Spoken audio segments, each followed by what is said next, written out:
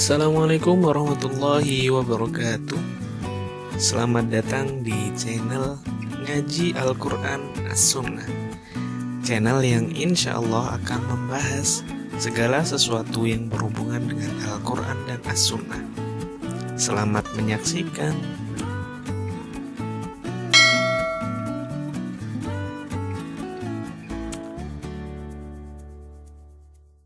Pada video kali ini kita akan membahas tentang ilmu hadis dari segi pengertiannya juga pembagiannya. Ilmu ini menjadi penting karena yang akan mengantarkan kita untuk lebih memahami secara benar tentang hadis-hadis yang disampaikan oleh Rasulullah, tentang hadis-hadis yang bersumber dari Rasulullah SAW. Kita langsung saja mulai. Pertama dari definisi ilmu hadis. Ilmu hadis ini kalau dalam bahasa Arabnya biasanya disebut dengan ulumul hadis. Ulumul hadis sendiri terdiri dari dua kata. Kalau kita perhatikan secara bahasa, ulum jamak dari al-ilm, yang mana artinya adalah ilmu-ilmu. Sedangkan hadis sendiri adalah segala sesuatu yang disandarkan kepada Nabi Muhammad SAW. Sehingga kalau kita gabungkan menjadi ulumul hadis, maka artinya adalah ilmu yang membahas hal-hal yang berkaitan dengan hadis Nabi Muhammad SAW. Nah, kenapa disebut ulum dalam bahasa Arab padahal dalam bahasa Indonesia ilmu? Karena memang dalam literatur al-hadis ini ilmunya itu ada banyak sekali, bukan hanya satu. Nanti dijelaskan dalam pembagian ini.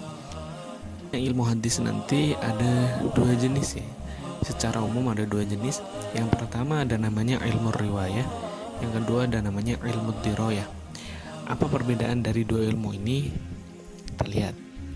Yang pertama ada ilmu riwayah. Kalau diartikan, para ulama memberikan definisi ilmun yashtamilu ala aqwalin Nabi sallallahu alaihi wasallam wa af'alihi wa taqriratihi wa sifatihi wa riwayatiha wa dhabtiha wa tahriri alfadhiha. Artinya adalah ilmu yang meliputi pemindahan atau periwayatan yang berupa perkataan, perbuatan, ketetapan dan sifat Nabi Muhammad SAW, baik itu dalam pencatatannya maupun dalam penguraian lafaz-lafaznya. Jadi ilmu riwayah ini adalah ilmu yang anjingnya adalah berupa cara periwayatan sebuah hadis dan cara memelihara atau cara menjaga hadis tersebut agar tetap terjaga sampai sekarang. Jadi kalau kita perhatikan sekali lagi, ilmu riwayah ini menjelaskan tentang bagaimana cara meriwayatkan dan bagaimana cara menjaga dan memelihara hadis-hadis tersebut. Nah, maksud dari cara periwayatan dan cara pemeliharaan itu apa?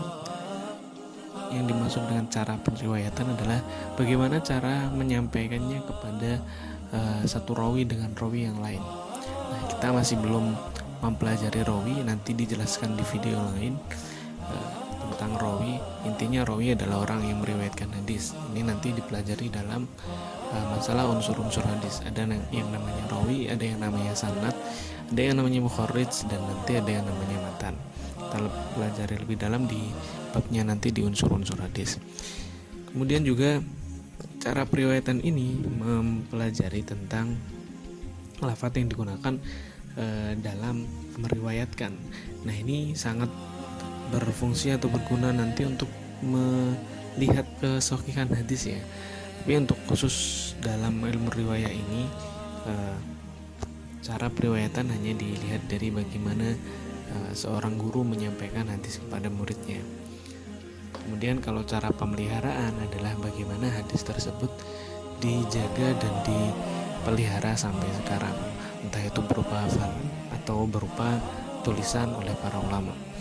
Kita lihat contohnya di sini. Misalnya kita membuka kitab Shahih, kitab Al-Jami' As-Shahih karangan dari Imam Al-Bukhari yang sering kita sebut atau kita kenal dengan Shahihul Bukhari. Nah, di sini misalnya kita buka dalam kitabnya, kita buka salah satu babnya, di situ ada bab iltimas Lailatul Qadri fi sabil awakhir. Bab penerangan tentang mencari Lailatul Qadar pada 7 hari terakhir pada bulan Ramadan. Di sini ada hadisnya, mari kita baca. Qala Imam Al-Bukhari, haddatsana Abdullah bin Yusuf qala akhbarana Malik an-Nafi' an Ibnu Umar radhiyallahu anhuma anna rijalan min ashabin Nabi sallallahu alaihi wasallam uru Lailatul Qadri fil manami fi sab'il awakhir Qala Rasulullah sallallahu alaihi wasallam, "Ara ru'yakum qad tawada'at fi sab'il awakhir, faman kana mutaharriyaha falyataharraha fi sab'il awakhir." Ini yang disebut sebagai ilmu riwayah dalam ilmu hadis. Ini bagaimana dalam kitabnya Imam Al-Bukhari ini, bagaimana hadis ini diriwayatkan.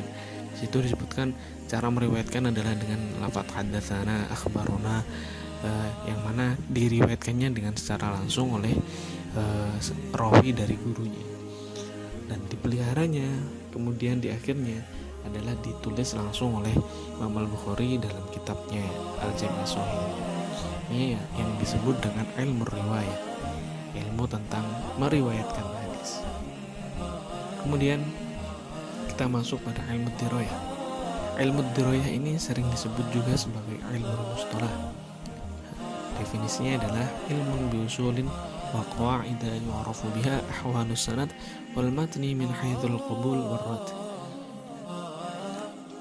Artinya adalah ilmu yang mempelajari usul-usul dan kaidah-kaidah untuk mengetahui keadaan sanad dan matan dari segi diterima dan ditolaknya sebuah hadis.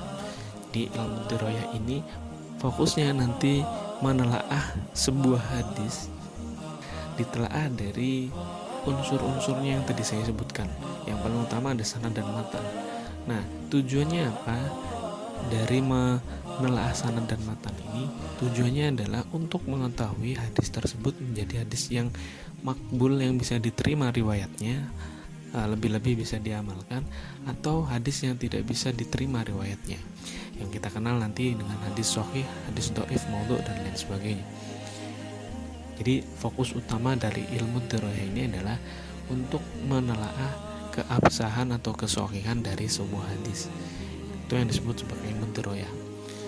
Oleh karena juga nanti para ulama juga banyak yang menyebutnya sebagai ilmu mustalah. Objek kajian dari ilmu dirayah ini nanti ada dua segi. Yang pertama ada dari segi kredibilitas sanad, dari segi kemampuan para rawi dalam sebuah sanad. Dari kredibilitas sanad ini nanti muncul hal-hal yang dibahas, yakni dari segi sanadnya hadis tersebut apakah bersambung, kemudian apakah rawi dalam sanadnya itu thiqah. Thiqah itu berarti rawinya seorang yang soleh dan orang yang kuat hafalannya. Kemudian apakah perawinya itu selamat dari syad, tidak bertentangan dengan perawi yang lain yang lebih kuat hafalannya atau yang lebih soleh. Kemudian tidak ada cacat dalam dia meriwayatkan. Kemudian juga dilihat dari tinggi rendahnya sanad. Maksudnya tinggi rendah adalah banyak sedikitnya rawi yang meriwayatkan hadis dalam beberapa sanad yang telah dikemukakan. Ada juga dari segi orisinalitas matan, keaslian atau kesesuaian matan dengan kenyataan atau aslinya. Nah, orisinalitas matan nanti yang ditelaah adalah antara lain ada kejanggalan dari redaksi. Apakah di redaksinya ada hal-hal yang membuat hadis tersebut menjadi hadis yang bermasalah atau tidak. Kemudian juga dilihat dari cacat makna, apakah makna-maknanya itu bertentangan dengan akal atau tidak, bertentangan dengan dalil yang lain atau tidak, masuk akal atau tidak, dan lain sebagainya.